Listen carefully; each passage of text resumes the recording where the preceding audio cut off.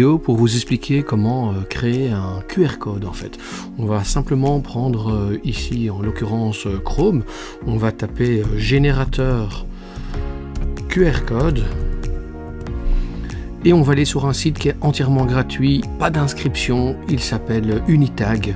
En cliquant sur le lien, on arrive directement dans la partie générateur de QR code. Alors pour générer un QR code, c'est pas trop compliqué. On va le faire dans la première partie, un QR code qui va nous emmener vers un lien extérieur. Donc on a besoin d'internet, on va prendre une page internet. En l'occurrence ici on va aller sur YouTube, on va prendre la chaîne YouTube de la FLL, du concours de robotique, de Uber Robotics, et on va prendre la dernière vidéo mise en ligne par l'équipe. Et je vais simplement aller copier l'adresse internet en haut. Hop, on retire la petite pub, on prend l'adresse internet, on met la petite vidéo en pause, on prend l'adresse internet, hop, clic droit, copier, on va dans Unitag, ici on insère l'adresse, clic droit et hop, je colle. Ensuite, je valide simplement. En validant, j'ai un QR code qui arrive à l'écran. Après, évidemment, en fonction de l'utilisation que je vais en faire, je peux choisir le template. Alors, il y a des templates qui sont basiques et j'ai des templates avec des thèmes bien précis, Facebook, Pinterest. En l'occurrence ici, c'est une vidéo de YouTube, donc je vais choisir la décoration pour YouTube. On verra plus tard comment on peut personnaliser le template, les couleurs, l'allure, le logo, les yeux et encore plein d'autres options. Or ici on a deux solutions pour télécharger son QR code. On peut faire un clic droit sur le dessin et simplement enregistrer l'image sous. Ça c'est une solution en lui donnant un nom. Deuxième solution, on peut télécharger le QR code. De nouveau, pas besoin d'inscription, on passe cette petite information-ci qui ne nous intéresse pas, on ne va pas partager notre QR code par Twitter ou Facebook, on fait passer et on appuie sur le petit mot télécharger. Il va vous télécharger rapidement votre QR code, il vous propose de vous inscrire. Nous évidemment, on ne s'inscrit pas, ça ne nous intéresse pas. Je vais ouvrir le petit fichier en l'occurrence, ici c'est un fichier zip, on clique deux fois dessus. Il s'ouvre, j'ouvre la fenêtre avec les différents éléments et en fait on me propose trois solutions. Première solution, j'ai une petite carte qui est horizontale avec un petit message où on me propose de scanner mon QR code. J'en ai un autre où j'ai la même information mais verticalement.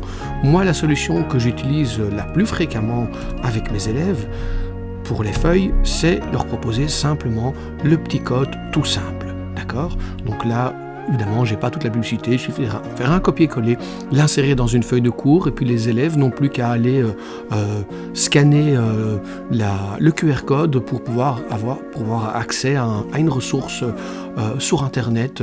Mais vous allez voir que dans la suite des explications, on peut aussi créer des QR codes qui vont s'utiliser sans Internet, donc ils seront des petits messages internes, ça peut être simplement dans votre classe. Donc voilà, je retourne sur Unitag.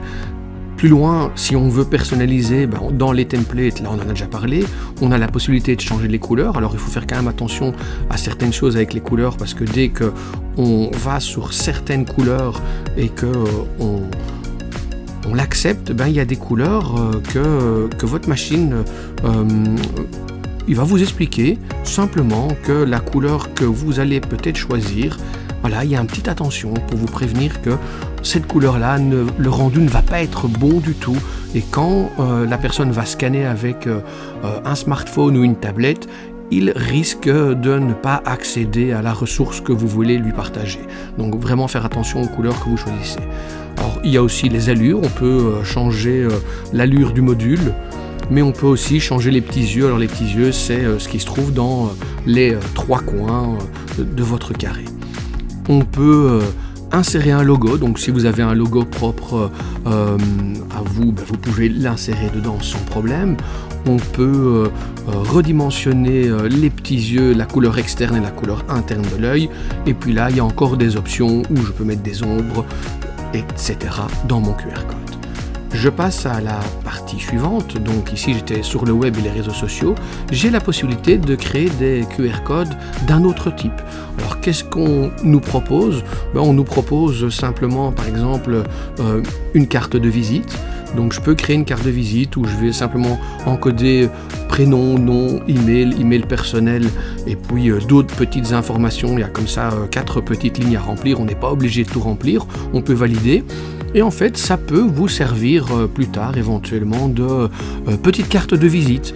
Vous mettez un QR code sur une carte de visite, les gens vont scanner le QR code et directement sur leur smartphone ou leur tablette, ils vont avoir toutes les informations que vous aurez éventuellement déposées ou voulu partager avec la personne en carte de visite. Même chose, on peut créer un petit message, on pourrait très bien, dans une feuille d'exercice avec les élèves, leur proposer de scanner un petit QR code à un moment donné de leur parcours. Et dans le petit message, à vous de choisir, de mettre un encouragement, une petite relance, un petit indice pour les faire avancer.